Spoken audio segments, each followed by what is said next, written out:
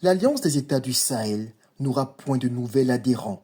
C'est vrai, Ibrahim Traoré, sous-préfet en chef de la Russe-Afrique, et ses compères du Mali et du Niger, qu'il manipule à souhait, se cherchent désespérément des alliés pour étoffer l'ancrage néocolonial de leur maître blanc.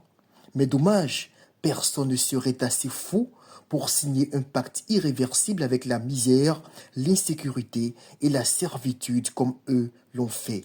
Certes, le Sénégal et le Mali ont exprimé leur volonté de rompre les accords de défense qui les liaient à l'ex-métropole en appelant au retrait des bases militaires françaises sur leurs territoires respectifs. Les autorités françaises avaient d'ailleurs anticipé les choses en remodelant leur schéma de présence en Afrique par une réduction considérable de leurs effectifs militaires. Pour autant, ce dimanche 1er décembre, Mahamat Déby Itno, le chef de l'État tchadien, tout en défendant le droit de son pays, a réaffirmé sa souveraineté internationale par une réforme stratégique des relations militaires avec la France, s'est voulu suffisamment clair à l'endroit des rêveurs de l'AES. Mes chers compatriotes, cette rupture de l'accord de défense avec la France s'inscrit dans le cadre d'une réévaluation nécessaire de nos priorités stratégiques.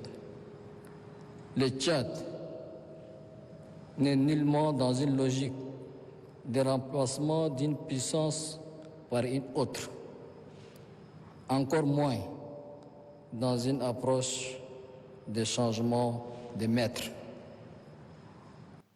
Des propos qui ont certainement provoqué un effet de tonnerre à Moscou et bien sûr un sentiment de gâchis et de honte chez les valets régionaux qui comprennent qu'ils ne font guère envie aux autres.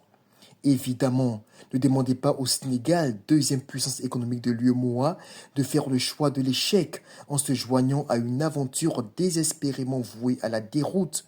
Finalement, la seule option pour le Kremlin de se faire de nouveaux vassaux, c'est d'attendre patiemment des coups d'État, ce que s'attellent à mettre en œuvre les putschistes de l'AES.